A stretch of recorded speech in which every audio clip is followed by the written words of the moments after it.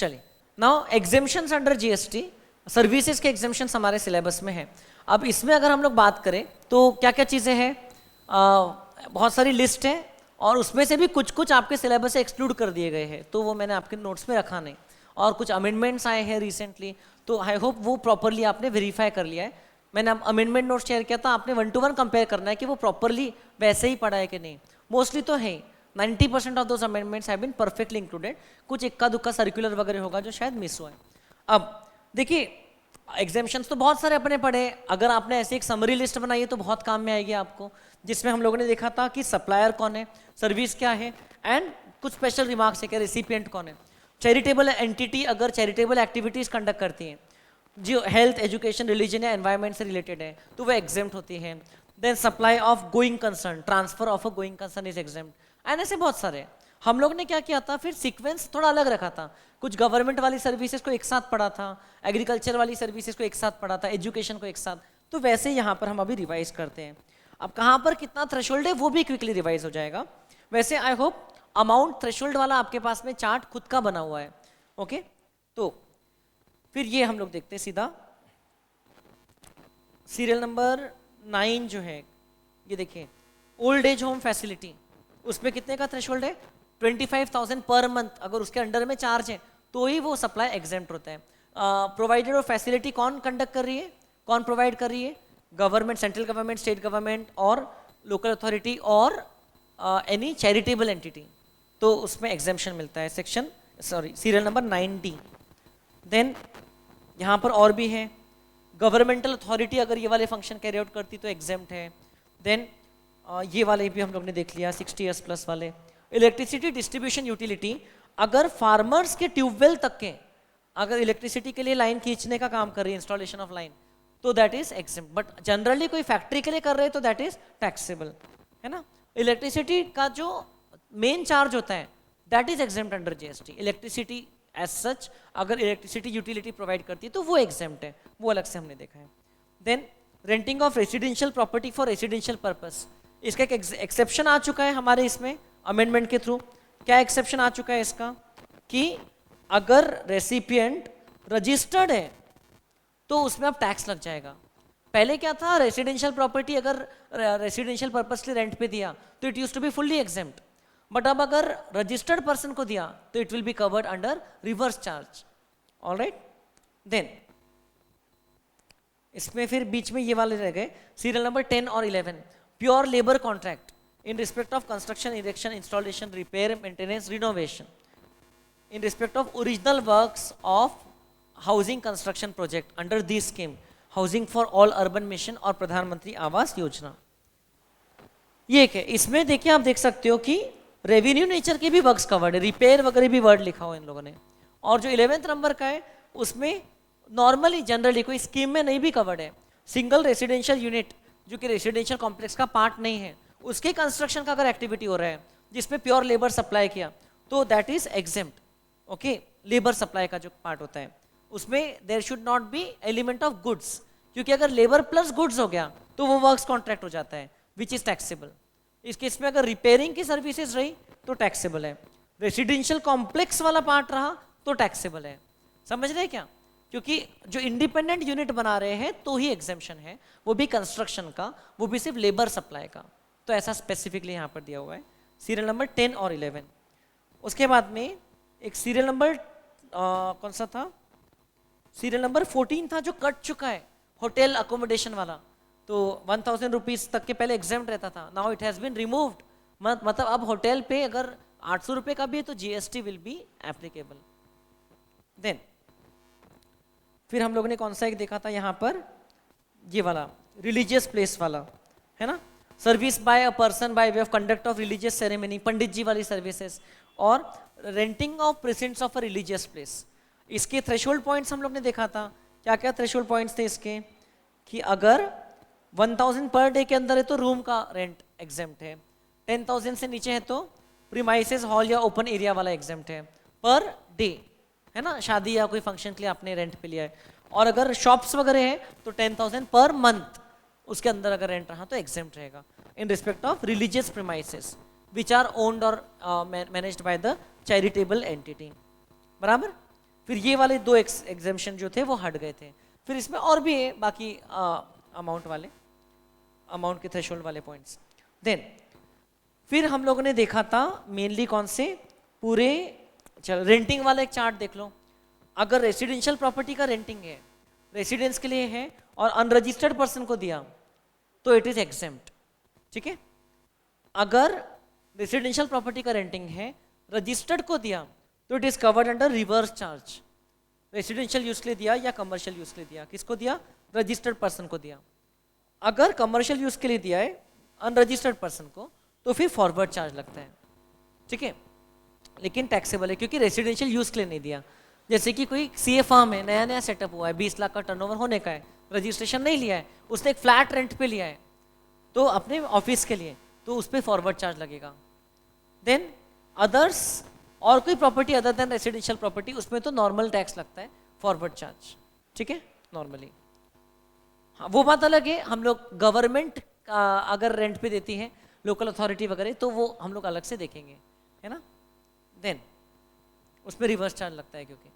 Then transport of passenger facility, इसमें क्या क्या देखा हम लोगों ने, नॉर्थ ईस्टर्न स्टेट्स या बगडोगरा इन वेस्ट बंगाल, वहाँ से फ्लाइट अगर जा रही है या टर्मिनेट हो रही है तो इकोनॉमी क्लास के लिए सिर्फ अब एग्जेम्पशन बचा है। पहले एग्जेम्पशन सभी मतलब उसमें सभी टाइप के फ्लाइट्स के लिए था, अब सिर्फ इकोनॉमी क्लास के लिए है। देन रीजनल कनेक्टिविटी स्कीम, इसमें जो सेंट्रल गवर्नमेंट वाला जो पोर्शन है that portion has been exempted up to 3 years। Passenger को जो चार्ज करते that is taxable, other air transport is taxable. Metro, monorail and tramway always exempt. Then AC या first class के अलावा बाकी के क्लासेस एग्जेम्प्ट होते हैं रेल में, एसी या फर्स्ट क्लास टैक्सेबल होता है। रोड वाले की बात करते हैं, वाटरवेज में जो इनलैंड वाटरवेज हैं तो उसमें even goods transport and passenger transport दोनों एग्जेम्प्ट है। कोस्टल वाटरवेज में प्रीडोमिनेटली अगर टूरिज्म पर्पस के लिए है, जैसे बॉम्बे टू गोवा का क्रूज चल रहा है तो दैट विल बी टैक्सेबल, लेकिन अगर वो प्रीडोमिनेटली टूरिज्म पर्पस नहीं है so that is exempt, okay. मतलब कि कोई मतलब मेनली उनके कम्यूट पर्पस के लिए है, अप डाउन करते लोग छोटे टाउन से बाया कोस्टल रूट वो जाते हैं बड़े शहर में डेली, तो in that case it is exempt, okay, within places located in India. Then ये भी देखा था हम लोगों ने क्या कि एयर कंडीशन या नॉन एयर कंडीशन अगर आपका मोड ऑफ ट्रांसपोर्ट है तो कहाँ पर एग्जेम्प्ट है, कहाँ पर टैक्सेबल है। तो देखिए मीटर्ड कैब, ऑटो रिक्शा, ये नॉर्मली ये सब एग्जेम्प्ट होते हैं वेदर इट इज एसी और नॉन एसी। बट अगर ई कॉमर्स ऑपरेटर के थ्रू बुक किया तो इट इज टैक्सेबल। लाइक अगर आप कोई टैक्सी या ऑटो भी आजकल बुक कर सकते हैं अपन, उबर ऑटो होता है, ओला ऑटो होता है, तो इट इज देन टैक्सेबल। ये इस साल का अमेंडमेंट है, ये आपको अमेंडमेंट नोट्स में भी मिल रहा होगा आईसीआई के। देन स्टेज कैरेज जो रहता है नॉर्मली इट इज एसी रहा तो taxable, otherwise it is exempt, मतलब कि जहां पर स्टेजेस वाइज जर्नी होती है। Then radio taxi will always be taxable, बराबर है, क्योंकि ये पहले से टैक्सेबल रखा है। इसको हम लोग ऐप के थ्रू बुक करते हैं एंड लोकेशन इसका ट्रेसेबल रहता है, it is always taxable, AC या नॉन एसी। कॉन्ट्रैक्ट कैरेज जहां पर हमने व्हीकल को बुक किया, अगर मेनली टूरिज्म पर्पस के लिए किया है तो टैक्सेबल, अदर पर्पस के लिए नॉन एसी व्हीकल को बुक किया है तो it is exempt. Like business purpose के लिए किया है या तो फिर आपने मतलब टूरिज्म पर्पस से नहीं किया है तो in that case it will be exempt provided वो नॉन एसी है। तो बहुत छोटा सा एग्जेम्पशन बचा है कॉन्ट्रैक्ट कैरेज में, इवन स्टेज कैरेज में ऐसा। और अगर आपने कोई ई कॉमर्स ऑपरेटर के थ्रू बुक किया है तो उस पर जीएसटी लगेगा। सो इस तरीके से वो क्या कर रहे हैं इनडायरेक्टली, जो सिर्फ छोटे छोटे सर्विस प्रोवाइडर्स हैं जो व्हीकल के थ्रू सर्विस प्रोवाइड करते हैं, जिनका ऐप में लिस्टिंग नहीं है, उन लोगों के पास कोई डायरेक्ट जाके अगर बुक कर रहा है, भले ऐप में होगा भी तो डायरेक्ट बुकिंग पर ही उन लोगों ने एग्जेम्पशन रखा है, वो भी नॉन एसी वाले। मतलब जहाँ पर बहुत ही एसेंशियल है ट्रैवल करना, उसमें एग्जेम्प्ट रखा है। जहाँ पर आप इंजॉय करने के लिए ट्रैवल कर रहे हो या जहाँ पर आप एसी में कर रहे हो तो उसको उन लोगों ने टैक्सेबल रखा है। हाँ, एसी में करना है तो मेट्रो है, मेट्रो में जीएसटी नहीं लगता है क्योंकि वो पिछले स्लाइड में हम लोग ने देखा, बराबर है। देन ट्रांसपोर्ट ऑफ गुड्स, अब गुड्स में क्या होता है, अब यहाँ पर डॉन फार गुड्स बचा, क्योंकि पहले एक रेलवे इक्विपमेंट का पॉइंट था वो कट चुका है। तो डॉन फार का मतलब क्या होता है, कौन से आइटम होते हैं, डिफेंस और military equipment, organic manure, newspaper और magazine, F for food grains, A for agricultural produce, R for relief material given to victims. तो ये सब जो आइटम रहते हैं इनका ट्रांसपोर्टेशन रेल से हो रहा है या वाटरवेज से हो रहा है, always exempt, okay, no problem. अब और कोई गुड्स का ट्रांसपोर्टेशन है टैक्सेबल रहेगा। इनलैंड वाटरवेज से कोई भी ट्रांसपोर्टेशन एग्जेम्प्ट है, कोस्टल वाटरवेज से अदर गुड्स का टैक्सेबल है। रोड ट्रांसपोर्टेशन कुरियर एजेंसी के थ्रू होता है, always taxable, courier agencies are taxable. GTA इसमें बहुत खास डिटेल उसका खुद का चार्ट है, हम लोग देखते हैं। नॉर्मली जीटीए की सर्विसेज नॉर्मली एग्जेम्प्ट रहेगी, लेकिन उसके कुछ उसके क्या निकलते आते एक्सेप्शन से, है ना, जीटीए की सर्विसेज के रिस्पेक्ट में। अदर केसेस में रोड ट्रांसपोर्ट एग्जेम्प्ट है, जहां पर जीटीए नहीं है। अब जीटीए क्या होता है, जहां पर सामने वाला पर्सन कंसाइनमेंट नोट इशू करता है and undertakes transport of goods by road.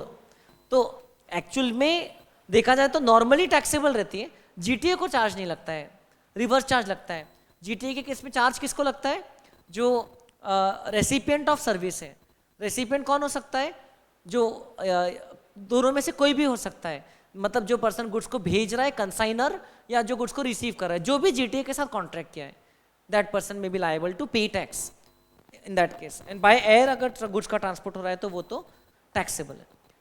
GTA के केस में डॉन फार वाले गुड्स एग्जेम्प्ट हैं। अब इसमें पहले ना एक अमाउंट वाइज कुछ थ्रेशोल्ड था कि अगर 750 रुपये से कम रहा तो एग्जेम्प्ट रहेगा, 1500 से कम रहा एग्रीगेट में एग्जेम्प्ट, वो हट चुका है, अच्छा है अपने लिए। मतलब ये गुड्स एग्जेम्प्ट है। बाकी के केसेस में क्या देखते हैं अपन, अगर बाकी के गुड्स हैं और रेसिपिएंट अगर एक अनरजिस्टर्ड पर्सन है जो कि इनमें से भी नहीं बैठता है, मतलब कि क्या क्या है ये, फर्म, कोऑपरेटिव सोसाइटी, ये सॉरी कंपनी, उसके अलावा सोसाइटी, बॉडी कॉर्पोरेट, ये जो अलग अलग अपने को कैटेगराइजेशन दिया था, फैक्ट्री, इसमें अगर बैठता है तो फिर रिवर्स चार्ज लगेगा, टैक्सेबल भी रहेगा, ठीक है। अनरजिस्टर्ड है तो फिर अलग बात है, रजिस्टर्ड रहा तो फिर तो रिवर्स चार्ज लगेगा ही लगेगा। और ये इनके अलावा कोई इसे बेसिकली कोई इंडिविजुअल या एचयूएफ को जीटीए सर्विस दे रहा है फॉर पर्सनल पर्पसेस, सो उस केस में एग्जेम्प्ट रहेगा, okay, even if it is other goods, okay. जैसे कि मुझे मेरा घर का सामान दूसरे शहर में शिफ्ट करना है, as an individual I am contracting with GTA, तो उसमें जीएसटी नहीं लगेगा।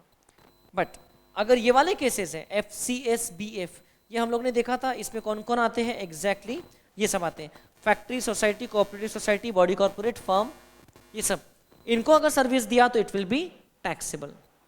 देन हमने ये देखा था रेसिपिएंट अगर रजिस्टर्ड पर्सन है और उसमें भी अगर गवर्नमेंट डिपार्टमेंट है, लोकल अथॉरिटी या एजेंसी जिसने टीडीएस के लिए रजिस्ट्रेशन लिया है सेक्शन 51 के कंप्लायंस के लिए, तो उसमें रिवर्स चार्ज नहीं लगेगा, इनफैक्ट एग्जेम्प्ट ही रहेगा, टेंशन नहीं है।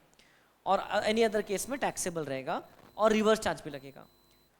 अगर जीटीए की सर्विसेज टैक्सेबल है और जीटीए ने फॉरवर्ड चार्ज के लिए ऑप्ट किया है, ठीक है, तो जीटीए शुड बी रजिस्टर्ड और उसका टैक्स इनवॉइस में डिक्लेरेशन रहना चाहिए कि हमने फॉरवर्ड चार्ज के लिए ऑप्ट किया है, तो फिर फॉरवर्ड चार्ज लगेगा। मतलब जीटीए के पास में ऑप्शन है। अदरवाइज क्या होगा, in all other cases recipient अगर नॉन टैक्सेबल टेरिटरी में तो ही फॉरवर्ड चार्ज लगेगा, नहीं तो क्या लगेगा, reverse charge. Liability shall be on the recipient.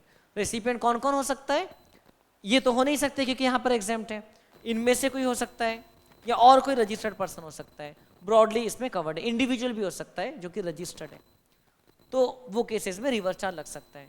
तो जीटी के पास ऑप्शन है कि वो अगर रजिस्टर्ड है और उसने टैक्स इनवॉइस में डिक्लेरेशन दे दिया तो वो फॉरवर्ड चार्ज लगाएगा। अदरवाइज अगर रेसिपिएंट रजिस्टर्ड है और टैक्सेबल टेरिटरी में तो रिवर्स चार्ज लगेगा। रेसिपिएंट ऑफ सर्विस मतलब कंसाइनी जरूरी नहीं है, जिसको गुड्स मिल रहे जरूरी नहीं है, इट कैन बी कंसाइनर, जिसने जीटीए के साथ कॉन्ट्रैक्ट किया, जो जीटीए को पे करने के लिए लायबल है, वो होता है रेसिपिएंट, उस पर लगता है रिवर्स चार्ज। बराबर है कि नहीं। ये था हमारा कौन सा वाला सर्विस, ट्रांसपोर्टेशन सर्विस रिलेटेड। इसके बाद में कुछ पॉइंट्स थे related to financial sector services, जो कि मैंने आपको बोला था उसमें हर एक पॉइंट उतना इंपॉर्टेंट नहीं है, है ना। कुछ कुछ तो हम लोग ने एक एक वर्ड में कंप्लीट किया था, कुछ तो बाद में हम लोग एक साथ डिस्कस करेंगे। ये देख लो, टोल चार्जेस या तो फिर annuity payment in respect of road और ब्रिज का एक्सेस, जो आप मंथली या एनुअल पेमेंट कर रहे हो, तो दैट इज एग्जेम्प्ट, ठीक है। लेकिन बाकी के जो कंस्ट्रक्शन एक्टिविटी वगैरह के चार्जेस है वो टैक्सेबल है, वो सब उसका सर्कुलर था एक। देन गवर्नमेंट का अलग से पढ़ेंगे। इलेक्ट्रिसिटी डिस्ट्रीब्यूशन वाली सर्विस एग्जेम्प्ट है, ये हम लोग ने देखा था, प्रोवाइडेड इलेक्ट्रिसिटी डिस्ट्रीब्यूशन यूटिलिटी कर रही है। आरबीआई अगर सर्विस देती है, पहले एग्जेम्प्ट हुआ करती थी, अब वो कट चुका है, मतलब नाउ इट इज टैक्सेबल, देती या लेती इट इज टैक्सेबल। अब ये एक बहुत इंपॉर्टेंट सर्विस है, services by way of extending deposit, loan और advances in so far as the consideration is represented by way of interest और डिस्काउंट। तो नॉर्मली जो लेंडिंग सर्विसेज है बैंक्स वगैरह की, या नॉर्मली भी मैंने आपको लोन दिया, इंटरेस्ट चार्ज किया, उस पर जीएसटी नहीं लगेगा, except for credit card services. Credit card के इंटरेस्ट पे जीएसटी लगेगा, ठीक है। एंड ऑल्सो बैंक की जो अदर सर्विसेज हैं, लाइक प्रोसेसिंग फीस चार्ज किया, या एसएमएस चार्जेस, या एनुअल चार्जेस अकाउंट के, या डेबिट कार्ड के एनुअल फीस, ये सब बाकी के कोई चार्जेस अगर बैंक ने चार्ज किया, डिमांड ड्राफ्ट के मेकिंग चार्जेस या ऐसा कुछ, अमाउंट कलेक्शन के charges, all that will be liable to GST, isn't it. क्या एग्जेम्प्ट है? सिर्फ इंटरेस्ट या डिस्काउंट वाला पोर्शन, जहां बैंक ने आपको कुछ फैसिलिटी दिया है लोन वगैरह की या ओवरड्राफ्ट की, तो उसमें जीएसटी एप्लीकेबल नहीं रहेगा एक्सेप्ट फॉर क्रेडिट कार्ड। और अगर इंटर से परचेस ऑफ सेल और foreign currency, okay, among banks और डीलर ऑफ फॉरेन एक्सचेंज, तो जो ऑथराइज्ड बैंक्स या फॉरेन एक्सचेंज डीलर्स हैं वो आपस में अगर फॉरेन करेंसी का ट्रांजैक्शन करते हैं, भले ही उसमें कुछ कमीशन एक दूसरे से लेते होंगे, उस पर जीएसटी एग्जेम्प्ट रहेगा। It has been clearly mentioned here, right. ये है, तो सब टाइप के जो डिपॉजिट्स है, लोन्स है, एडवांसेस है, उसके इंटरेस्ट पे जीएसटी एप्लीकेबल नहीं है। देन बाकी के चार्जेस जो है वो टैक्सेबल है। उसके अलावा फिर बहुत सारे हम लोग ने छोटे छोटे एक एक लाइन वाले ये देखा है हमने एग्जेम्पशंस, ये पलटा लीजिए 27A से लेकर के आगे के 10-12।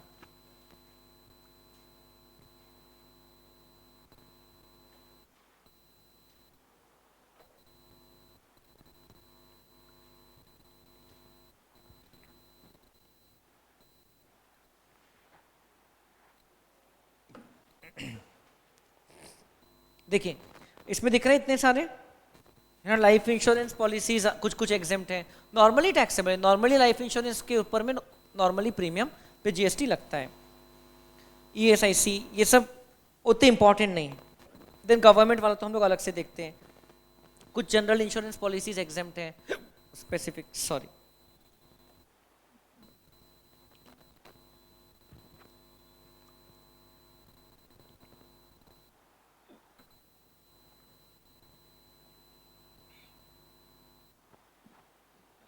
देन बिजनेस फैसिलिटेटर वाला हम लोग ने एक पॉइंट देखा था, जिसमें अगर एक बिजनेस फैसिलिटेटर या बिजनेस करस्पॉन्डेंट जो कि एक तरीके से एजेंट्स है बैंक के या इंश्योरेंस कंपनी के, अगर वो रूरल एरिया ब्रांच के रिस्पेक्ट में सर्विसेज देते हैं बैंक को या इंश्योरेंस कंपनी को, तो उनकी सर्विसेज एग्जेम्प्ट है।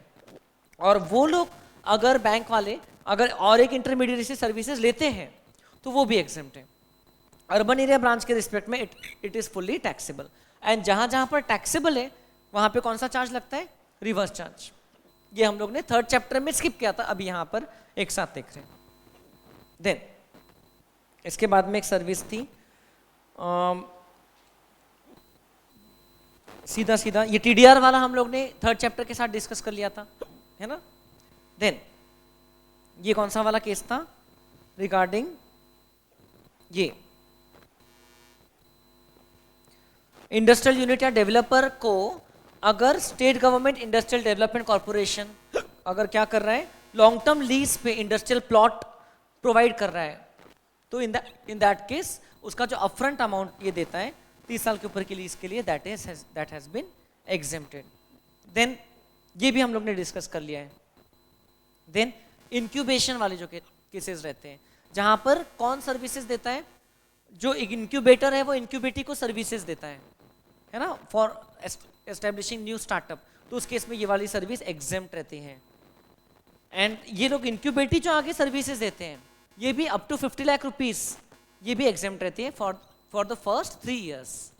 ये भी पढ़ा है, लेकिन एग्जाम में एकदम इस पे नहीं पूछते हैं। देन लीगल सर्विसेज, ये बड़ा इंपॉर्टेंट है, मतलब इसमें भी बहुत सारी चीजें हैं। अगर लीगल सर्विसेज आर्बिट्रल ट्राइब्यूनल या एक फर्म ऑफ एडवोकेट्स या individual advocate other than senior या सीनियर एडवोकेट, अगर ये लोग नॉन बिजनेस एंटिटी को देते हैं तो एग्जेम्प्ट है। बिजनेस एंटिटी मतलब जो बिजनेस कैरी ऑन करती है, it can be an individual also, it can be non individual also. या अगर ये government, local authority, union territory या गवर्नमेंटल अथॉरिटी या गवर्नमेंट एंटिटी को देते हैं तो इट इज एग्जेम्प्ट।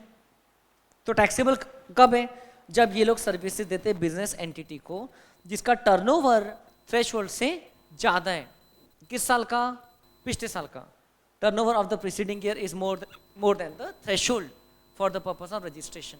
थ्रेशोल्ड कभी 20 लाख होता है, कभी किसी के लिए 40 लाख होता है, वैसा।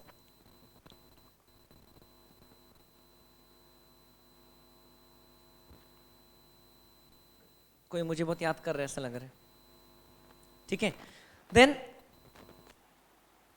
यहां पर आर्बिट्रल ट्राइब्यूनल और सीनियर एडवोकेट के केस में तो ये वाला टैक्सेबल है, लेकिन फर्म ऑफ एडवोकेट या other than senior advocate, individual advocate के केस में उन्होंने कोई भी फर्म या एडवोकेट को सर्विसेज दिया तो it is always exempt irrespective of the turnover, है ना ऐसे। अब इसमें अगर टैक्सेबल है सर्विस और रेसिपिएंट टैक्सेबल टेरिटरी में है तो रिवर्स चार्ज लगता है। रेसिपिएंट कौन रहेगा? बिजनेस एंटिटी रहेगी, तो रिवर्स चार्ज लगता है। और रेसिपिएंट नॉन टैक्सेबल टेरिटरी में है तो फॉरवर्ड चार्ज लगता है। ये इसका इंटरप्रिटेशन है। देन ये एक नया आया है, टूर ऑपरेटर अगर पैकेज सर्विसेज प्रोवाइड करता है फॉरेन टूरिस्ट को, ठीक है। ये जो पॉइंट है ये देख लेते हैं हम लोग अच्छे से। ये रहा serial number 52A, tour operator service with effect from 18 जुलाई 2022। क्या हो रहा है? टूर ऑपरेटर अगर फॉरेन टूरिस्ट को पैकेज सर्विसेज प्रोवाइड कर रहा है तो उसमें जो फॉरेन वाला पार्ट है, क्योंकि हो सकता है उसके पैकेज में फॉरेन वाला भी टूर का कुछ पार्ट इंक्लूडेड रहेगा, तो that portion has been excluded. क्योंकि देखा जाए तो वो सर्विसेज इफेक्टिवली इंडिया में उसका प्लेस ऑफ सप्लाई नहीं है, तो पहले उस पर पूरे पे टैक्स लगता था। तो फॉरेन टूरिस्ट इंडिया में इंडियन टूर ऑपरेटर से पैकेज ले रहा है जिसमें उसका से 10 दिन इंडिया में टूर हो रहा है और 5 दिन श्रीलंका जा रहा है, तो जो श्रीलंका वाला पार्ट है उससे संबंधित जो खर्चा है दैट इज एग्जेम्प्ट। अब वो कैसे निकालते हैं? तो उन्होंने बोला total value of package into proportionate number of days in foreign upon total number of days, और 50% of the total value which ever is less. मतलब कि 50% से ज्यादा नहीं मानेंगे फॉरेन वाले पार्ट को, 50% से कम जरूर मान सकते हैं ये प्रोपोर्शन के हिसाब से। तो इस हिसाब से क्या होगा, जो फॉरेन वाला पार्ट है दैट विल बी एग्जेम्प्ट। तो ये आपको उसके कुछ एग्जांपल्स दिए हैं। I personally feel there is good chance कि इस पे पूछेंगे, क्योंकि अमेंडमेंट है, ये अच्छा है, इस पे इलस्ट्रेशंस वगैरह भी कैलकुलेशंस है, तो पूछ सकते हैं आपको। You should be very thorough with this. तो क्या लिखा है? जैसे 3 दिन इंडिया में 2 दिन नेपाल में, 1 लाख का पैकेज है, तो प्रोपोर्शनेट वाइज कितना हो गया? 2/5, तो 40,000 रुपये एग्जेम्प्ट रहेगा, बाकी का 60,000 टैक्सेबल। 1 लाख का 2/5, 2 दिन इंडिया में 3 दिन नेपाल में, तो प्रोपोर्शनेट वाइज तो 60,000 आ रहा है नेपाल का, लेकिन 50% पे रोक देंगे, तो 50,000 will be exempt and remaining 50,000 will be taxable. तो exemption in this case cannot exceed 50%. और फिर 2.5 दिन इंडिया में, 3 दिन नेपाल में, तो भी again we will restricted to 50%। भले ही नेपाल में ज़्यादा है तो 50% पे रोक लेंगे, ऐसा। Is this clear? ऐसा कैलकुलेशन करना है। और इसमें 12 आवर्स से ज़्यादा को हम लोग फुल डे मानेंगे और 12 आवर्स के प्लस वाले को हम लोग हाफ डे मानेंगे कैलकुलेशन में, ऐसा उन लोग ने दिया है। तो मतलब अपनों को एकदम आर्ली कैलकुलेशन डेसिमल में जा जाके नहीं करना है, ठीक है। और फॉरेन टूरिस्ट मतलब person who is not normally resident in India who enters India for a stay of not more than 6 month for non immigrant purposes, तो उसको हम लोग क्या बोलेंगे? फॉरेन टूरिस्ट जो इंडिया में आ रहे हैं। तो लेजिटिमेटली उसको एग्जेम्पशन मिलना चाहिए था, तो मिल गया। कुछ एग्जेम्पशंस यहाँ पर छोटे मोटे दिए हैं, है ना। जो डॉक्टर के, एनिमल्स के जो डॉक्टर वगैरह की सर्विसेज रहती है वो एग्जेम्प्ट हैं। देन ये independent journalist, press trust of India की जो न्यूज़ रिलेटेड सर्विसेज हैं। देन लाइब्रेरीज, पब्लिक लाइब्रेरी की सर्विसेज हैं, ये एग्जेम्प्ट होती है। तो सॉरी, ये कुछ दिया हुआ है। देन अगर एक इंडिविजुअल एक रिकॉग्नाइज स्पोर्ट्स बॉडी को as a player, coach, team manager, referee या अंपायर अगर सर्विसेज प्रोवाइड करता है तो वो एग्जेम्प्ट है। और कोई कैपेसिटी में सर्विसेज देता है तो वो टैक्सेबल है। आपको इस पे क्वेश्चंस पूछे गए हैं, कमेंटेटर, सिलेक्टर, पिच क्यूरेटर, तो सॉरी, दो सर्विसेज आर टैक्सेबल। हाँ, आया था क्या? यस। और मतलब ये एक फ्रीक्वेंटली आस्क्ड क्वेश्चन है एग्जाम के सेट में, ठीक है। इस बार का पेपर एक्चुअली मैंने नहीं बनाया था क्योंकि टाइम का कमी थी, तो हमने दूसरे सीए को काम दिया था, तो उन्होंने पेपर बनाया। बस पहले असेसमेंट ईयर उन्होंने गलत डाल दिया था, तो मैंने पूरा चेंज करवाया। मैं बोला असेसमेंट ईयर तो सही डालो, असेसमेंट ईयर 23-24 एप्लीकेबल है, उन्होंने 22-23 का बना डाला था, तो मैंने बोला उस हिसाब से चेंज कर दो, आंसर्स को भी अपडेट कर दो और अमेंडमेंट्स को भी देख लो। अमेंडमेंट्स पे कुछ क्वेश्चन आए थे इनकम टैक्स के, मैंने स्पेशली बोला था कुछ पूछे थे उन्होंने अमेंडमेंट्स। लेवल कम था मतलब इजियर लगा था आपको। पेपर के दिन तो बड़ी हवाइयाँ उड़ी थी यहाँ पर जो बच्चे मिले थे उनके। सर अभी समझ में आ रहा है कि टैक्स कितना वास्ट नहीं। अच्छा है, अगर लेवल कम लग रहा है तो बहुत अच्छा है, क्योंकि फर्स्ट राउंड में वैसे भी पूरी तैयारी नहीं हुई रहती है, तो we are not fully prepared. अब आगे के राउंड में और अच्छे प्रिपेयर्ड रहोगे, मेन एग्जाम तक एक और रिविजन हो जाएगा। तो और फिर ये वाला भी रिविजन आप बाद में भी रेफर कर सकते हो आपको अगर फास्ट करना है तो। इट्स लाइक ये चलते रहेगा कमेंट्री और आप पेज पलटा रहे हो, है ना, आप लगा देना और बाद में क्या करना, अपना पेज पलटाते रहना, तो आपका रिवीजन फास्ट हो जाएगा। रिकॉग्नाइज स्पोर्ट्स बॉडी, देखो आपसे बात करते करते बंद हो गया। रिकॉग्नाइज स्पोर्ट्स बॉडी, दूसरी रिकॉग्नाइज स्पोर्ट्स बॉडी को अगर सर्विसेज देती है तो वो एग्जेम्प्ट है। Then we also talked about health care services. अगर एक clinical establishment authorised medical practitioner, अगर कोई वर्ड बेस हो गया तो समझ लेना कौन सा था, या कौन है, पैरामेडिक, अगर हेल्थ केयर सर्विसेज देता है किसको, किसी को भी, तो नॉर्मली इट इज एग्जेम्प्ट। अब हेल्थ केयर सर्विस में क्या क्या आता है, इसकी बहुत बढ़िया ये चार्ट में डेफिनेशन एक्सप्लेन्ड है। इट मीन्स डायग्नोसिस, ट्रीटमेंट और care in respect of illness, injury, deformity, abnormality और प्रेगनेंसी। ये भी हेल्थ केयर वाला केस हो गया। In any recognise system of medicine in India, तो जो सिस्टम अनरिकॉग्नाइज्ड है, जैसे कि रेकी वाला मेथड है, अनरिकॉग्नाइज्ड है, या और कोई आपको एग्जाम में लिखा रहेगा कि रिकॉग्नाइज नहीं है, तो फिर उस केस में एग्जेम्पशन नहीं मिलेगा, ठीक है। या कोई पर्सन है आपके हाथ को ऐसे टच करके आपको हील कर देता है ना, तो या कोई बाबा है जो कि आप उनको अपनी तकलीफ बताओ, बता देंगे कि भाई केला खाना बंद करो, और फिर मतलब कुछ भी आपको सोल्यूशन दे देंगे और उस हिसाब से आपका ठीक हो जाएगा, तो ऐसा नहीं है, वो रिकॉग्नाइज सिस्टम ऑफ मेडिसिन नहीं है, तो दैट विल बी टैक्सेबल, उनका जो भी कंसिडरेशन रहेगा। Then health care service also includes what, transport of patients to और फ्रॉम क्लिनिकल एस्टेब्लिशमेंट। ये वाला पार्ट अगर अदर देन इन लोगों ने भी प्रोवाइड किया तो भी एग्जेम्प्ट रहेगा, क्योंकि ट्रांसपोर्टेशन के लिए जरूरी थोड़ी ना कि आपको क्लिनिकल एस्टेब्लिशमेंट या आपको डॉक्टर रहना पड़ेगा। ट्रांसपोर्टेशन फैसिलिटी कोई सेपरेट एंटिटी भी प्रोवाइड कर सकती है। It includes air transport also.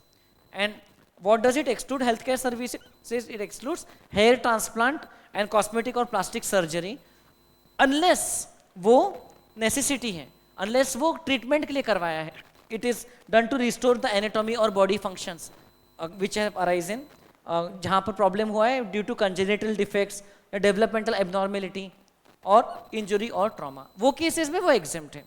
तो इसमें जो कलर स्कीम है, ग्रीन से लिखा है वो वाला पार्ट एग्जेम्प्ट है, ये तो खैर डेफिनेशन है, और जो रेड से लिखा है एक्सक्लूजन, वो वाला पार्ट टैक्सेबल है। हेल्थ केयर सर्विस के केस में ये एक पॉइंट आया है कि रूम रेंट अगर चार्ज होता है 5000 रुपीज पर डे के अंदर है तो to that extent it will be exempt. उससे भी ज़्यादा है ओके, लेकिन हाँ अगर ज़रूरत है आईसीयू या इस टाइप के स्पेशल केयर यूनिट में, ओके, क्रिटिकल केयर यूनिट वगैरह, तो उस केस में एग्जेम्प्ट है। वहाँ पर तो वो बहुत लिमिटेड फैसिलिटी रहती है, उसका चार्ज ज़्यादा रहता है नॉर्मली। लेकिन अगर आप कोई नॉर्मल ट्रीटमेंट ले जा रहे हो, है ना, कोई छोटा सा पैर का कुछ ऑपरेशन था और आप 5 स्टार रूम में रह रहे हो जहाँ 10,000 रुपये पर डे रूम का चार्ज है, तो ये तो लग्जरी हो गई। ये हॉस्पिटल है कि होटल है, तो इन दैट केस उन्होंने बोला कि it will be then taxable, then it will be fully taxable. Okay, health care facility serial number 74 में आपको दिया था, बराबर है। इससे रिलेटेड ये डिस्कशन हम लोगों ने किया। ओके, देन ये रूम वाला पॉइंट कहां पर लिखा हुआ है, आगे कहीं लिखा हुआ है क्या कि पहले कहीं लिखा हुआ है? चार्ट में है, इसका मतलब अमेंडमेंट में तो आया है। सीरियल नंबर मुझे याद नहीं है उसका, ये यहीं पर तो लिखा हुआ है, ये है ना। 5000 के ऊपर है तो it will be taxable unless it is ICU या ये वाला, इसी के साथ में लिखा है पेज नंबर 23 पे, है ना, रूम वाला जो पॉइंट है। Okay, then education services. Educational institution क्या होता है, जो कि या तो स्कूलिंग वाला एजुकेशन प्रोवाइड कर रहा है which is as per the law, या तो फिर कोई डिग्री वगैरह मिल रही है college etcetera which ultimately leads into the qualification recognised by law, Indian law, foreign law नहीं, या तो फिर इंडस्ट्रियल ट्रेनिंग इंस्टीट्यूट वगैरह है, ओके, जहाँ पर वोकेशनल एजुकेशन प्रोवाइड किया जा रहा है, जिसका भी एक स्पेसिफिक डेफिनेशन दिया है। अगर इंस्टीट्यूशन इनमें से कोई सर्विस दे रहा है तो प्राइवेट कोचिंग क्लासेस जो है या तो फिर कोई कंप्यूटर क्लासेस है, it is not an educational institution, उनकी सर्विसेज टैक्सेबल है। अब नॉर्मली एजुकेशनल इंस्टीट्यूशन अपने स्टूडेंट फैकल्टी स्टाफ को कोई भी चीज़ के लिए चार्ज करते हैं, यूनिफॉर्म के लिए, बैग के लिए, स्टडी मटेरियल के लिए, एजुकेशनल सर्विसेज के लिए, ओके, फूड के लिए, all that is exempt, right. Entrance exam से के लिए किसी और से चार्ज किया, दैट इज ऑल्सो एग्जेम्प्ट।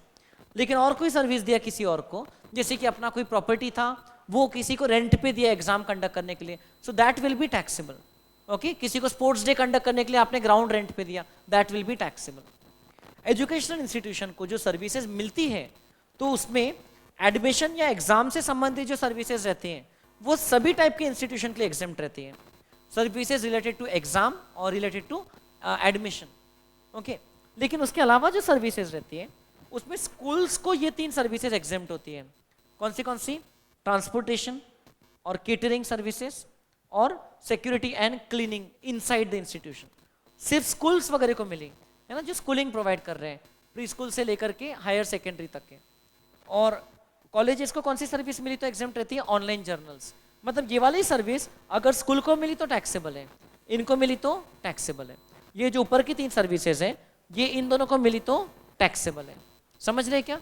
इसको समझाने के लिए ये एक पूरा चार्ट आप लोगों के लिए बना के दिया था मैंने, है ना, कि कौन सी सर्विस मिलती है तो सिर्फ स्कूल्स को एग्जेम्प्ट है, कौन सी सर्विस में सबको एग्जेम्पशन है इन रिस्पेक्ट ऑफ एडमिशन और एग्जामिनेशन, है ना।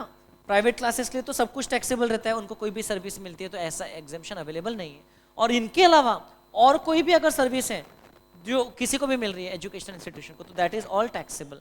जैसे ऑडिटिंग सर्विसेज हो गई, रिपेयरिंग सर्विसेज हो गई, सॉफ्टवेयर सर्विसेज हो गई, all that will be fully taxable. All right, ये एक पॉइंट था। देन हम लोग ने और भी फिर एग्जेम्पशंस वगैरह देखे थे हियर एंड देयर।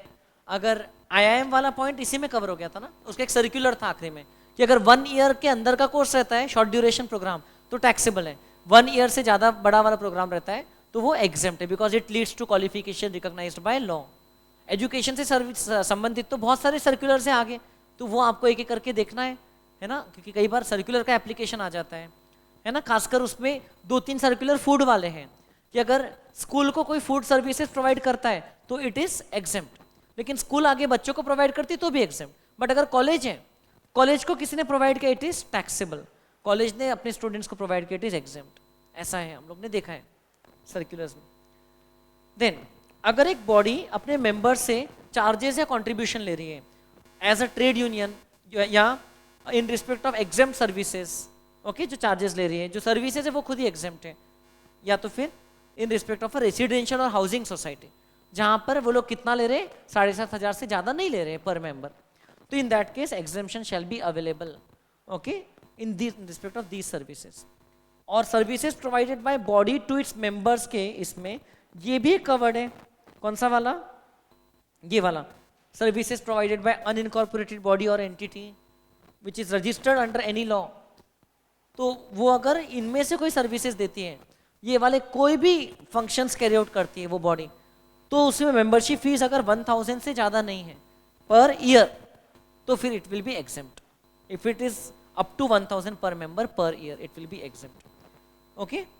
और यहाँ पर भी 7,500 का बोला है रेसिडेंशियल सोसाइटी में। अगर उसके ऊपर गया 9,000 गया से फॉर एग्जाम्पल तो पूरा 9,000 टैक्सेबल रहेगा, ऐसा नहीं कि सिर्फ ऊपर वाला पोर्शन टैक्सेबल रहेगा, है ना ये। देन कुछ कुछ जगह हम लोग ने देखा है ये परफॉर्मिंग आर्टिस्ट वाली जो सर्विसेज है वो एग्जेम्प्ट होती है। कब एग्जेम्प्ट होती है? अगर उसने फोक या क्लासिकल फॉर्म में किया है जहाँ कंसिडरेशन 1.5 लाख से कम चार्ज किया है and performance as a brand ambassador नहीं किया है तो उसकी सर्विसेज एग्जेम्प्ट रहती हैं। ये ध्यान में आ रहा है क्या? परफॉर्मिंग आर्टिस्ट, फोक या classical art form, consideration less than और equal to 1.5 lakh and not as a brand ambassador for any particular product, okay, ऐसा।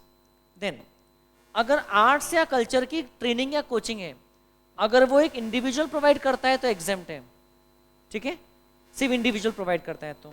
और स्पोर्ट्स का जो ट्रेनिंग है कोचिंग है वो अगर कोई चैरिटेबल एंटिटी प्रोवाइड करती है तो एग्जेम्प्ट है, ऐसा लिखा हुआ है। तो आर्ट या कल्चर के रिस्पेक्ट में इन्होंने यहाँ पर अमेंडमेंट किया था और लिख दिया था कि only if it is provided by an individual. Art या कल्चर का जो ट्रेनिंग होता है लाइक से ड्राइंग क्लास, पेंटिंग क्लास वगैरह, डांस क्लास, तो it will be exempt if individual provide करता है तो। लेकिन अगर कोई आपने प्रॉपर कंपनी बनाया, फर्म बनाया, वो प्रोवाइड करता है, इट विल बी टैक्सेबल। और सेकेंडली स्पोर्ट्स की कोचिंग सिर्फ अगर चैरिटेबल एंटिटी देती है तो एग्जेम्प्ट है, otherwise it will be taxable. Individual level पर अगर मैं क्रिकेट की कोचिंग देता हूँ, मुझे उतना अच्छा नहीं आता लेकिन मैं अगर देता हूँ तो इट विल बी टैक्सेबल, क्योंकि फीस तो 20 लाख के ऊपर मिल ही जाएगी ना।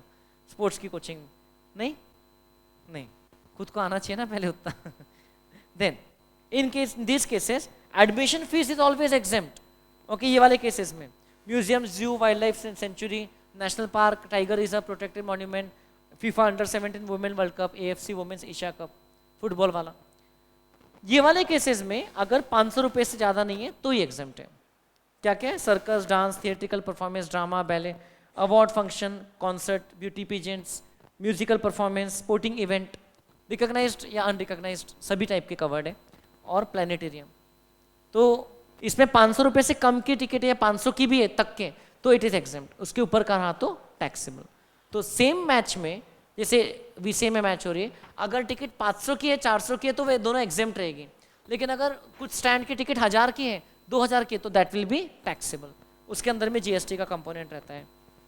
देन एग्रीकल्चर वाला एक बहुत बड़ा पॉइंट बचा है और गवर्नमेंट वाला एक एरिया बचा है। हमने क्लास में भी ऐसे सेट वाइज किया था काम। एग्रीकल्चर में क्या देखा है हमने नॉर्मली कि एग्रीकल्चरल प्रोड्यूस कब होता है? जब it is produce out of cultivation of land और renting of all life forms of animals, rearing, renting नहीं, rearing of all life forms of animals, ठीक है, एक्सेप्ट हॉर्सेस। हॉर्सेस को एक्टिविटी हॉर्सेस की जो रहती है it will be taxable if it provided it is used for food, fiber, raw material, fuel or any other similar product. Agricultural produce तब मानते there is no further processing or minimum processing which does not alter the essential characteristic, only makes it marketable for primary market. अब agriculture में जो primary main operation रहते हैं they are exempt, okay, in respect of agricultural produce, direct agricultural operation, farm labour, processes carried out at a farm, agricultural extension services technology से related, या fumigation at a farm, मतलब pest control वगैरह, it is exempted, ठीक है। Fruits and vegetable भी directly farm में बनते हैं, ओके। बाकी के जो प्रोसेसेस प्रोडक्ट है थोड़े प्रोसेस के बाद बनते हैं फैक्ट्री में, तो इसलिए उसके लिए अलग से बोला है। These items are not always agricultural produce. Renting of machine and land, ये वाले चीज के लिए एग्जेम्प्ट है ना, रेंटिंग इवन एग्रो मशीनरी वगैरह। लोडिंग अनलोडिंग एग्जेम्प्ट है, उसमें और किसके लिए एग्जेम्प्ट है? देखिए राइस के लिए एग्जेम्प्ट है, loading unloading. Packing for primary market, ये इन सब के लिए एग्जेम्प्ट है। पैकिंग फॉर रिटेल मार्केट, ये फ्रूट्स एंड वेजिटेबल के लिए और राइस के लिए एग्जेम्प्ट है अलग से, क्योंकि पैकिंग उनके लिए अलग से लिखा है। बट नॉर्मल एग्रीकल्चरल प्रोड्यूस को आप प्राइमरी मार्केट के बियॉन्ड पैक करके और बेच रहे हो तो further packing will be taxable activity as such. Warehousing और स्टोरेज, ये बहुत सारे प्रोडक्ट में एग्जेम्प्ट है। आप देख सकते हैं agricultural produce, fruits and vegetable, rice, minor forest produce, serial pulses etcetera. ये आपको कहाँ दिया है? सीरियल नंबर 24 में मिल जाएगा, है ना, एकदम स्टार्टिंग में, ये यहाँ पर है ना। देखिए यहाँ पर बहुत बड़ा पहले पॉइंट था, अब क्या क्या बचा? सिर्फ सीरियल पल्सेस और फ्रूट वेजिटेबल, सिर्फ उनका स्टोरेज वेयरहाउसिंग एग्जेम्प्ट है। अब उसके अलावा जो ये सब आइटम थे, ये जो हटा है ये भी आपको समझना है क्या क्या आइटम से। देखिए नट्स, स्पाइसेस, कोपरा, शुगर केन, जैगरी, है ना, फिर ये सब आइटम, टी, कॉफी, तेंदुलीव्स बेस्ट तो थी चपनी। तो ये वाले केस में क्या हो जाता है कि their transport, their storage and warehousing will be now taxable, now it is no more exempt, क्योंकि ये टेक्निकली एग्रीकल्चर प्रोड्यूस नहीं है, इसमें कुछ फर्दर प्रोसेसिंग करके आपने ये प्रोडक्ट्स लाए हैं और उस पर एग्जेम्पशन नहीं दिया गया। बट हाँ, सीरियल और पल्सेस में स्पेशली दिया गया है, फ्रूट्स एंड वेजिटेबल में दिया गया है, कुछ उसमें थोड़ी सी प्रोसेसिंग हुई तो भी फ्रूट्स एंड वेजिटेबल का स्टोरेज वेयरहाउसिंग एग्जेम्प्ट है, अलग से है, बराबर। कमीशन एजेंट की जो सर्विसेज रहती है एग्रीकल्चर प्रोड्यूस से संबंधित, वो भी एग्जेम्प्ट रहेगी। GTA का जो ट्रांसपोर्टेशन है उसमें एग्रीकल्चरल प्रोड्यूस का भी ट्रांसपोर्ट एग्जेम्प्ट है डॉन फार्म में, और F फॉर फूड ग्रेन था, food grain including flower, pulses and rice. तो देखिए फ्लावर, पल्सेस, राइस, ये सब का जो ट्रांसपोर्टेशन है वो एग्जेम्प्ट है, GTA रेल या वेसल से होता है। तो हाँ, फॉरेस्ट प्रोड्यूस का सिर्फ वेयरहाउसिंग एग्जेम्प्ट है, क्योंकि ये और एक अलग पॉइंट में दिया हुआ है, ये देखिए यहाँ पर 24A नंबर में लिखा है। राइस का अलग पॉइंट में दिया हुआ है। Again rice is technically not an agricultural produce, क्योंकि वो प्रोसेसिंग के बाद होता है। और फ्यूमिगेशन इन अ वेयरहाउस जो होता है वो नॉर्मली टैक्सेबल है। फ्यूमिगेशन जो फार्म में होता है वो एग्जेम्प्ट है, वेयरहाउस में होता है पेस्ट कंट्रोल वाला activity, it will be taxable. ये कट किया हुआ है, पहले एग्जेम्प्ट था, बाद में वो कट किया गया है, अब वो इट इज टैक्सेबल। तो ये एग्रीकल्चरल एक्टिविटी से संबंधित है। देन गवर्नमेंट की फैसिलिटीज जो है उसमें क्या हो चुका है, देखिए कि गवर्नमेंट अगर कोई सर्विसेज सप्लाई कर रही है उसमें क्या क्या है कि अगर post card, inland letter, book post या ऑर्डिनरी पोस्ट, ये कुछ सर्विसेज हैं तो एग्जेम्प्ट है, और कोई सर्विस है तो टैक्सेबल है, and that to under forward charge. तो मतलब कि सिर्फ ये 4 सर्विसेज पोस्टल डिपार्टमेंट की एग्जेम्प्ट है। आपको याद रखना पड़ेगा, ये भी अमेंडमेंट है, पिछले साल तक अलग था ये। तो ये 4 सर्विसेज एग्जेम्प्ट है, पोस्ट कार्ड, इनलैंड, जो बेसिक मेल सर्विसेज हो गई ना वो, तो वो एग्जेम्प्ट है, बाकी सब सर्विसेज टैक्सेबल है। देन अगर एयरक्राफ्ट या वेसल से रिलेटेड सर्विसेज देती है तो वो टैक्सेबल है, एंड टैक्सेबल है अगर, तो ये अब रिवर्स चार्ज में कवर्ड नहीं है। ओके तो खैर ये पहले भी फॉरवर्ड चार्ज में कवर्ड रहती थी। और ट्रांसपोर्टेशन ऑफ गुड्स या पैसेंजर गवर्नमेंट देती है, तो वो सेपरेटली अलग से जो हमने गुड्स पैसेंजर का पढ़ा था ना ट्रांसपोर्ट का, उसमें एग्जेम्प्ट है तो है, नहीं तो वो टैक्सेबल है। टैक्सेबल है तो फॉरवर्ड चार्ज लगेगा, ये सभी में बराबर। इसके अलावा गवर्नमेंट की और कोई सर्विस है तो हम लोग क्या क्या देखते हैं, देखिए यहाँ पर हम लोग देखते हैं कि बिजनेस एंटिटी के अलावा किसी को दिया तो एग्जेम्प्ट है। नहीं, आपने बिजनेस एंटिटी को दिया जिसका टर्नओवर कम था पिछले साल तो नॉर्मली एग्जेम्प्ट रहता है, unless it is a case of renting services. Renting service कोई छोटी बिजनेस एंटिटी को भी दिया तो भी it will be continued, it will B taxed, but business entity को देना है। गवर्नमेंट ने गवर्नमेंट को ही सर्विसेज दिया, इट विल बी एग्जेम्प्ट। या कंसिडरेशन 5,000 से ज्यादा नहीं है, एग्जेम्प्ट।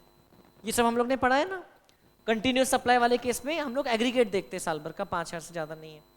या अगर कोई स्पेसिफिक एंट्री में कवर्ड है तो एग्जेम्प्ट। अगर ये पूरे फिल्टर पास होके आ गया, मतलब एग्जेम्प्ट नहीं हुआ, तो then that becomes taxable government की सर्विस। अगर टैक्सेबल हुई तो उसमें भी ये जो 3 सर्विसेज थी ये तो फॉरवर्ड चार्ज में है ऑलरेडी, बाकी की जो सर्विसेज हैं वो उसमें रेंटिंग वाले केस में क्या होता है, रेसिपिएंट अगर रजिस्टर्ड है तो रिवर्स चार्ज वरना फॉरवर्ड चार्ज, और कोई और सर्विस में रेसिपिएंट टैक्सेबल टेरिटरी में तो रिवर्स चार्ज वरना फॉरवर्ड चार्ज। ऐसा उन लोगों ने प्रोविजन बना के रखा है। I have tried to summarize it in through chart. अब और क्या है इसमें, ये जो सर्विसेज हैं जो ये वाले पॉइंट्स में कवर्ड है उसका भी अपन लोगों ने एक समरी बना के रख लिया है। यहाँ पर क्या क्या चीजें हैं, सेंट्रल गवर्नमेंट अगर लोन गारंटी की सर्विस देती है पीएसयू या गवर्नमेंट अंडरटेकिंग को, या स्टेट गवर्नमेंट पेंशन स्कीम वाली सर्विसेज देते हैं, या रजिस्ट्रेशन का कुछ चार्जेस लेते हैं under any law, registration fees वगैरह, इट इज एग्जेम्प्ट। या तो फिर कुछ टेस्टिंग फीस वगैरह including fire licence, safety check etcetera, it is exempt. Passport, visa, driving licence, birth certificate, death certificate, उसके जो चार्जेस अगर है तो it is exempt. Tolerating non performance of contract, जहां पर गवर्नमेंट क्या कर रही है, लिक्विडेटेड डैमेजेस रिसीव कर रही है, तो दैट इज ऑल्सो एग्जेम्प्ट, है ना। जहां पर सामने वाले कॉन्ट्रैक्टर ने टाइम से कॉन्ट्रैक्ट को फुलफिल नहीं किया था तो that is exempt, don't worry. In fact इसके रिस्पेक्ट में तो एक सर्कुलर आ चुका है चैप्टर नंबर बी में, है ना, सप्लाई है कि नहीं है। तो इसमें कई बार तो सप्लाई नहीं मानते अपन लोग, है ना, because the original intention was not to violate the terms, original intention was to perform the contract, तो इसको सप्लाई नहीं मानते कई जगह। देन अगर नेचुरल रिसोर्सेज यूज करने का राइट दिया गवर्नमेंट ने फार्मर को तो it will not be a service, I mean it will be exempt service. Then deputing custom officer for over time work and charging the corporates for that, it will be exempt. Assigning the right to collect royalty to excess royalty collection contractor, ये भी exempt है, government अगर उनसे उस assignment का charge लेता है। या नेशनल परमिट्स जो असाइन करती है गवर्नमेंट, उसकी जो फीस है that will be exempt. 61A, okay, ये नया पॉइंट इंसर्ट हुआ है जो कि पहले नहीं था। तो अभी अमेंडमेंट्स काफ़ी हुए पिछले 6 महीने में, जिसमें कुछ नए पॉइंट्स आए हैं और कुछ पुराने पॉइंट जो है वो डिलीट हुए हैं। ऑलराइट, ये वाला नेशनल परमिट वाला पॉइंट नया आया है जो व्हीकल्स को देते हैं।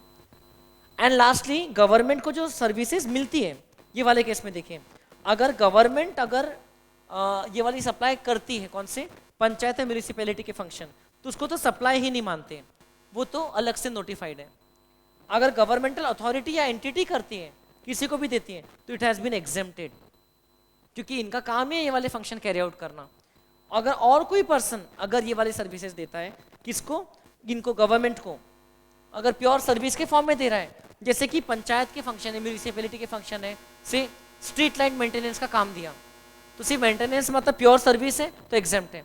लेकिन अगर साथ साथ में स्ट्रीट लाइट को रिप्लेस भी करते जहां जहां पर बल्ब्स खराब है, तो उस केस में एज लॉन्ग एज गुड्स का प्रोपोर्शन 25% से ज्यादा नहीं है, exemption will be there.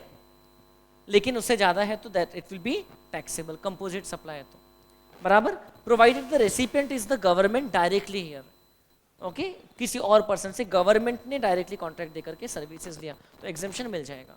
Goods के केस में वो एग्जेम्पशन अवेलेबल नहीं है। रेसिपिएंट अगर इनमें से कोई है तो भी एग्जेम्पशन अवेलेबल नहीं है, पंचायत है म्यूनिसिपैलिटी वाले फंक्शंस का। और लास्टली गवर्नमेंट को जो सर्विसेज प्रोवाइड किया उसके जो एग्जेम्पशंस है वो ऐसे कुछ है, जो पंचायत म्यूनिसिपैलिटी वाले हमने देखा, ये जो 2 पॉइंट्स कवर्ड थे, है ना, सप्लाई टू दी गवर्नमेंट, ये वाले 2, सॉरी ये 2 हम लोग ने देखा। देन सॉरी ये वाले थे जिसमें वर्क्स कॉन्ट्रैक्ट या कंपोजिट को एक्सक्लूड करते हैं, और अगले वाले में वर्क्स कॉन्ट्रैक्ट को इंक्लूड करते हैं प्रोवाइडेड गुड्स का कंपोनेंट 25% से ज्यादा नहीं है। फिर अगर गवर्नमेंटल एंटिटी अगर कोई फंक्शन परफॉर्म करके दे रही है किसको, गवर्नमेंट को, गवर्नमेंट इज द रेसिपिएंट, तो फिर इन that case again it is exempt, governmental entity वाला, बराबर। देन ये भी पॉइंट आता है, ये यहां पर ही कवर्ड है, ये सॉरी ये वाला, गवर्नमेंटल अथॉरिटी अगर गवर्नमेंट को सर्विसेज दे रही तो एग्जेम्प्ट है। देन फेयर प्राइस शॉप्स, अगर उनके शॉप्स के through kerosene, food grain, okay, इस टाइप के आइटम्स अगर पब्लिक डिस्ट्रीब्यूशन सिस्टम में सप्लाई कर रही है, so it will be exempt, okay. उनको जो सप्लाई में जो कमीशन है, मार्जिन मिलती है, उस पर जीएसटी नहीं लगेगा। Then transport of passenger by air, regional connectivity scheme वाला, जिसमें गवर्नमेंट कंसिडरेशन देती है। इंश्योरेंस स्कीम जहां पर गवर्नमेंट इंश्योरेंस पे करती है, premium is paid by the government, exempt है। एंड लास्टली ट्रेनिंग प्रोग्राम, जहां कम से कम 75% कंसिडरेशन गवर्नमेंट दे रही है, कोई एजुकेशन या ट्रेनिंग का प्रोग्राम जहां पर गवर्नमेंट एटलीस्ट 75% फीस दे रही है, so that will be exempt, okay. तो वो पूरा प्रोग्राम एग्जेम्प्ट रहेगा, ठीक है। इन दैट केस बाकी लोगों से भी वो लोग चार्ज नहीं करेंगे जीएसटी। तो ऐसा है, these are all the services, try to cover maximum. फिर भी डेफिनेटली बीच बीच के कुछ एक एक दो दो छोटे वाले छूटे होंगे। आपको लगता है उसमें से कोई डिस्कस करना है तो बताइए, कोई सर्कुलर आपको लगता है एक बार डिस्कस करने लायक है, समझना चाहिए, तो you can let me know as far as this chapter is concern. Yes, हाँ, कॉर्ड ब्लड बैंक वाली जो सर्विसेज हैं वो सीरियल नंबर 74 के बाद में अलग से एग्जेम्प्ट थी, सॉरी ये पहले 73 नंबर पे, अब वो कट चुका है, मतलब नाउ कॉर्ड ब्लड बैंक की सर्विसेज अब वो टैक्सेबल है, राइट।